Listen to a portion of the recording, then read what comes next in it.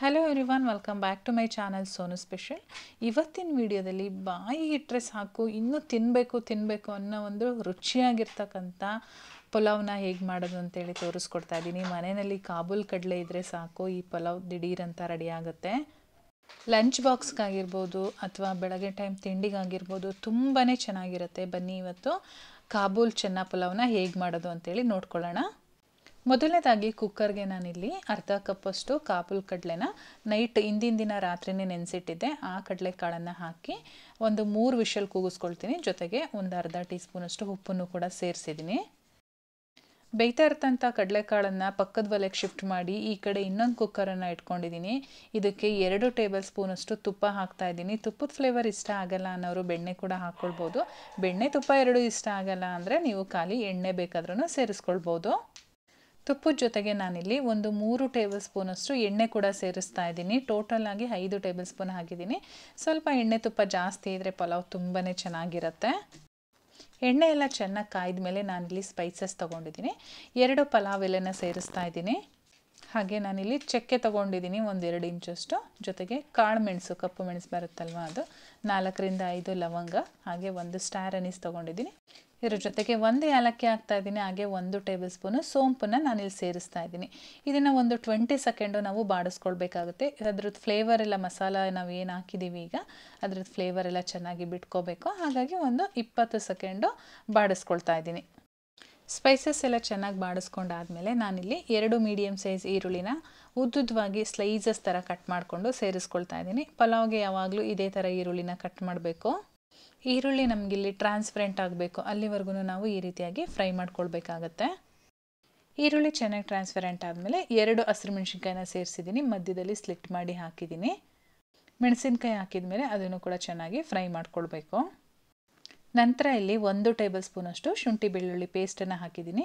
ನಾನು ಹಾಕ್ತಾ ಇರ್ತಂಥದ್ದು home made ಶುಂಠಿ ಬೆಳ್ಳುಳ್ಳಿ ಪೇಸ್ಟು. ಮನೆಯಲ್ಲೇ ಯಾವಾಗಲೂ ನಾನು 1 ತಿಂಗಳಿಗಾಗುವಷ್ಟು ಮಾಡಿ ಫ್ರಿಜ್ಜಲ್ಲಿ ಇಟ್ಕೊಂಡಿರ್ತೀನಿ. ರೆಸಿಪಿ ಬೇಕು ಅಂದರೆ ಲಿಂಕನ್ನು ಡಿಸ್ಕ್ರಿಪ್ಷನ್ ಬಾಕ್ಸಲ್ಲಿ ಕೊಟ್ಟಿರ್ತೀನಿ, ದಯವಿಟ್ಟು ಚೆಕ್ ಮಾಡಿ. ಶುಂಠಿ ಬೆಳ್ಳುಳ್ಳಿ ಪೇಸ್ಟ್ ಹಾಕಿದ ಮೇಲೆ ಸ್ವಲ್ಪ ಲೋ ಫ್ಲೇಮ್ ಮಾಡಿಕೊಂಡು ಬಾಡಿಸ್ಕೊಳ್ಬೇಕು, ಇಲ್ಲಾಂದರೆ ಅದು ತಳ ಹಿಡಿಯುತ್ತೆ. ನಂತರ ನಾನಿಲ್ಲಿ 2 ಟೊಮೊಟೊನ ಚಿಕ್ಕದಾಗಿ ಕಟ್ ಮಾಡಿಕೊಂಡು ಸೇರಿಸಿದ್ದೀನಿ. ಟೊಮೊಟೊ ಚೆನ್ನಾಗಿ ಮ್ಯಾಶ್ ಆಗಬೇಕು, ಆ ರೀತಿಯಾಗಿ ನಾವು ಫ್ರೈ ಮಾಡ್ಕೊಳ್ಬೇಕಾಗತ್ತೆ.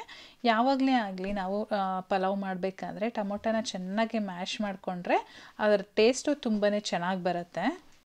ಟೊಮೊಟೊ ಚೆನ್ನಾಗಿ ಮ್ಯಾಶ್ ಆಗಬೇಕು ಅಂತ ಅಂದರೆ ನಾವು ಸೆಲೆಕ್ಟ್ ಮಾಡಬೇಕಾದ್ರೆ ಟೊಮೊಟೊನ ಸ್ವಲ್ಪ ಹಣ್ಣಾಗಿರ್ತಕ್ಕಂಥದ್ದು, ಜಾಮ್ ಟೊಮೊಟೊ ಬರುತ್ತಲ್ವ, ಆ ರೀತಿ ತೊಗೊಂಡ್ರೆ ನೀಟಾಗಿ ಮ್ಯಾಶ್ ಆಗುತ್ತೆ. ಮ್ಯಾಶ್ ಆದಷ್ಟು ಪಲಾವ್ ನಮಗೆ ಟೇಸ್ಟಿಯಾಗಿ ಬರುತ್ತೆ.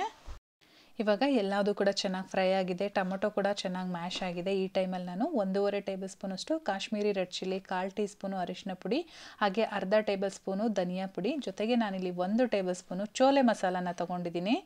ಚೋಲೆ ಮಸಾಲ ಇಲ್ಲ ಅಂತ ಅಂದರೆ ಆ ಜಾಗದಲ್ಲಿ ನೀವು ಗರಂ ಮಸಾಲ ಕೂಡ ಯೂಸ್ ಮಾಡ್ಬೋದು. ಇದ್ರ ಜೊತೆಗೇ ನಾನಿಲ್ಲಿ ರುಚಿಗೆ ತಕ್ಕಷ್ಟು ಉಪ್ಪನ್ನು ಕೂಡ ಸೇರಿಸ್ಕೊಳ್ತಾ ಇದ್ದೀನಿ. ಎಲ್ಲ ಪೌಡರ್ಸ್ನೂ ಹಾಕಿದ ಮೇಲೆ ಚೆನ್ನಾಗಿ ಈ ರೀತಿ ಮಿಕ್ಸ್ ಮಾಡ್ಕೊಳ್ಬೇಕು. ನಾನಿಲ್ಲಿ ಕಾಶ್ಮೀರಿ ರೆಡ್ ಚಿಲ್ಲಿ ಪೌಡರ್ ಹಾಕಿರೋದ್ರಿಂದ ಅದ್ರ ಕಲರ್ ನೋಡ್ತಾ ಇರ್ಬೋದು ಎಷ್ಟು ರಿಚಾಗಿ ಕಾಣಿಸ್ತಾ ಇದೆ ಅಂಥೇಳಿ. ನೀವೇನಾದರೂ ನಾರ್ಮಲ್ ಆಗಿ ಮನೆಯಲ್ಲೇ ಮಾಡಿಸಿರ್ತೀವಲ್ವ ಆ ಖಾರದ ಪುಡಿ ಯೂಸ್ ಮಾಡ್ತಾ ಇದ್ದೀರಾ ಅಂದರೆ ನೋಡ್ಬಿಟ್ಟು ಹಾಕ್ಕೊಳ್ಳಿ, ಏಕೆಂದರೆ ಅದು ತುಂಬ ಖಾರ ಇರುತ್ತೆ. ಇದು ಬ್ಯಾಡಗಿ ಮೆಣಸಿನ್ಕಾಯಿ ಇದಾಗಿರೋದ್ರಿಂದ ಸ್ವಲ್ಪ ಜಾಸ್ತಿ ಹಾಕಿದ್ದೀನಿ. ನಾನು ಆವಾಗಲೇ ಕಡಲೆಕಾಳನ್ನು ಬೇಯಿಸೋದಕ್ಕೆ ಇಟ್ಟಿದ್ದೆ ಅಲ್ವಾ, 3 ವಿಷಲ್ ಆದಮೇಲೆ ತೆಗ್ದಿದ್ದೀನಿ. ನಾನಿಲ್ಲಿ ಚೆನ್ನಾಗಿ ಬೆಂದಿದೆ ಕಡಲೆಕಾಳು. ನೀರನ್ನು ಸಪ್ರೇಟ್ ಮಾಡಿ ಈಗ ಕಡಲೆಕಾಳನ್ನು ಮಾತ್ರ ಸೇರಿಸ್ಕೊಂಡು ಚೆನ್ನಾಗಿ ಒಂದ್ಸಲ ಮಿಕ್ಸ್ ಮಾಡ್ತಾಯಿದ್ದೀನಿ. 1-2 ನಿಮಿಷ ಚೆನ್ನಾಗಿ ಮಿಕ್ಸ್ ಆದಮೇಲೆ ನಾನಿಲ್ಲಿ ಆ ಕಡಲೆಕಾಳು ಬೇಯಿಸಿದ ನೀರು ಇತ್ತಲ್ವ, ಆ ನೀರನ್ನು 1 ಕಪ್ ಆಗಿತ್ತು, ಅದನ್ನು ಸೇರಿಸ್ಕೊಂಡಿದ್ದೀನಿ. ಆ್ಯಕ್ಚುಲಿ ಅದು ಹಾಕಬೇಕಾದ್ರೆ ವಿಡಿಯೋ ಕ್ಲಿಪ್ಪಿಂಗ್ ಮಿಸ್ ಆಗಿದೆ. ಇದ್ರ ಜೊತೆಗೆ 2 ಕಪ್ಪು ಪ್ಲೈನ್ ವಾಟರ್ನ ಸೇರಿಸ್ಕೊಳ್ತಾ ಇದ್ದೀನಿ. ನಾನಿಲ್ಲಿ 1.5 ಕಪ್ ಅಕ್ಕಿ ತೊಗೊಂಡಿದ್ದೀನಿ, ಹಾಗಾಗಿ ಟೋಟಲಾಗಿ 3 ಕಪ್ ನೀರನ್ನು ಸೇರಿಸಿದ್ದೀನಿ. ಕಡಲೆಕಾಳು ಬೇಯಿಸಿದ ನೀರನ್ನು ಸೇರಿಸ್ಕೊಂಡಿದ್ದೀನಿ ಲೆಕ್ಕಕ್ಕೆ. ಈ ಕಡೆ ನಾನಿಲ್ಲಿ ಅಕ್ಕಿ ಕೂಡ ನೆನೆಯೋದಕ್ಕೆ ಇಟ್ಟಿದ್ದೆ. ಸುಮಾರು 20 ನಿಮಿಷಗಳ ಕಾಲ ಸೋನಾ ಮಸೂರಿ ಅಕ್ಕಿನ ನೆನೆಸಿಟ್ಟಿದ್ದೀನಿ. ನೀವೇನಾದರೂ ಬಾಸುಮತಿ ರೈಸಲ್ಲಿ ಮಾಡ್ತಾಯಿದ್ರೆ ಅದನ್ನು ಕೂಡ ನೆನೆಸಿನೇ ಹಾಕಿ ಅರ್ಧ ಗಂಟೆಗಳ ಕಾಲ ನೆನೆಸ್ಬಿಟ್ಟು ಹಾಕಿ. ಹಾಗೆ ನೀರನ್ನು ಹಾಕಬೇಕಾದ್ರೆ ಅದಕ್ಕೆ ಎಷ್ಟು ಬೇಕಾಗುತ್ತೆ ನೋಡ್ಬಿಟ್ಟು ಹಾಕ್ಕೊಳ್ಬೇಕಾಗತ್ತೆ. ನಾನಿಲ್ಲಿ 1:2 ರೇಷಿಯೋದಲ್ಲಿ ನೀರನ್ನು ಹಾಕಿ ಅಕ್ಕಿನ ಈಗ ಕುಕ್ಕರಲ್ಲಿ ಸೇರಿಸಿ ಅದ್ರ ಜೊತೆಗೆ ಸ್ವಲ್ಪ ಕೊತ್ತಂಬರಿ ಸೊಪ್ಪನ್ನು ಕೂಡ ಆ್ಯಡ್ ಮಾಡಿ ಚೆನ್ನಾಗಿ ಒಂದ್ಸಲ ಮಿಕ್ಸ್ ಮಾಡ್ತಾಯಿದ್ದೀನಿ. ಈ ಟೈಮಲ್ಲಿ ನಿಮಗೇನಾದರೂ ಸ್ವಲ್ಪ ಉಪ್ಪು ಏನಾದರೂ ಬೇಕು ಅಂತ ಅನಿಸಿದರೆ ನೋಡಿಬಿಟ್ಟು ಹಾಕ್ಕೊಳ್ಬೋದು. ಮತ್ತು ನಾನಿಲ್ಲಿ ಚೆನ್ನಾಗಿ ಕುದಿಯೋದಕ್ಕೂ ಕೂಡ ಬಿಟ್ಟಿದ್ದೀನಿ. ಏಕೆ ಅಂತ ಅಂದರೆ ಈಗ ಆಲ್ರೆಡಿ ಅಕ್ಕಿನ ನೆನೆಸಿದ್ದೀನಿ, ಹಾಗೆ ಕಡಲೆಕಾಳನ್ನು ಕೂಡ ಬೇಯಿಸ್ಕೊಂಡಿದ್ದೀನಿ 3 ವಿಷಲ್ ಕೂಗಿಸಿ. ಹಾಗಾಗಿ ನಾನಿವಾಗ ಒಂದು ವಿಷಲ್ ಹಾಕ್ಸಿದ್ರೆ ಸಾಕಾಗುತ್ತೆ. ಸೊ ಈ ರೀತಿ ಚೆನ್ನಾಗಿ ಕುದಿಬೇಕಾದ್ರೆ ಕುಕ್ಕರ್ ಲಿಡ್ ಕ್ಲೋಸ್ ಮಾಡಿ ಒಂದೇ ಒಂದು ವಿಷಲ್ ಕೂಗಿಸ್ಕೊಂಡ್ರೆ ಸಾಕು. ನೋಡಿ ಇವಾಗ ಒಂದು ವಿಷಲ್ ಆದಮೇಲೆ ನಾನು ಪ್ರೆಷರ್ ಎಲ್ಲ ಹೋದ್ಮೇಲೆ ಲಿಡ್ಡನ್ನು ಓಪನ್ ಮಾಡಿದ್ದೀನಿ. ತುಂಬಾ ಚೆನ್ನಾಗಾಗಿತ್ತು ಪಲಾವ್ ಅಂತೂ. ಹಿಂಗೆ ಓಪನ್ ಮಾಡಿದರೆ ಬಿರಿಯಾನಿ, ಚಿಕನ್ ಬಿರಿಯಾನಿ ಮಾಡಿದ್ದೀವೇನೋ ಅನ್ನೋ ಥರ ಸ್ಮೆಲ್ ಬರ್ತಾಯಿತ್ತು. ಆಸಮ್ ಆಗಿತ್ತು. ನೀವು ಕೂಡ ಒಂದ್ಸಲ ಟ್ರೈ ಮಾಡಿ. ಲಂಚ್ ಬಾಕ್ಸ್ಗೆಲ್ಲ ತುಂಬಾ ಚೆನ್ನಾಗಿರುತ್ತೆ. ಮಕ್ಕಳಿಗೆ ಹಾಕ್ಕೊಟ್ರೆ ಪ್ರೋಟೀನ್ ರಿಚ್ ಕಡಲೆಕಾಳು ಆಗಿರೋದ್ರಿಂದ ಇದು ತುಂಬಾ ಹೆಲ್ದಿ ಕೂಡ ಹೌದು. ತುಂಬಾ ಉದುರಾಗಿ ಯಾವ ರೀತಿ ಬಂದಿದೆ, ಕಲರ್ಫುಲ್ಲಾಗಿ ಎಷ್ಟು ಕಲರ್ಫುಲ್ಲಾಗಿ ಕಾಣಿಸ್ತಾ ಇದೆ ಅಂತ ನೀವೇ ನೋಡ್ತಾ ಇದ್ದೀರಾ.